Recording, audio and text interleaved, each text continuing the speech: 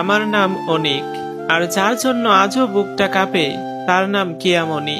3টা বছর, পুরো 3টা বছর আমি শুধু তাকে ভালোবেসেছি। সে যা চেয়েছে আমি কখনো না বলিনি। তার হাসির জন্য নিজের সবকিছু উজাড় করে দিয়েছি। কিন্তু একটা দিন, শুধু একটা দিন, সেদিন আমার কাছে টাকা ছিল না। সে একটা ড্রেস চেয়েছিল, আমি দিতে পারিনি।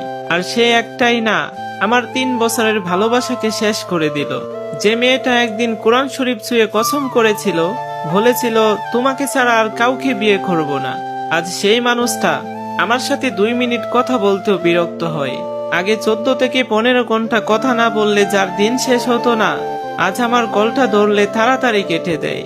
ভালোবাসা কি এতটাই সস্তা, নাকি আমি ভুল মানুষটাকে এতটা ভালোবেসেছিলাম?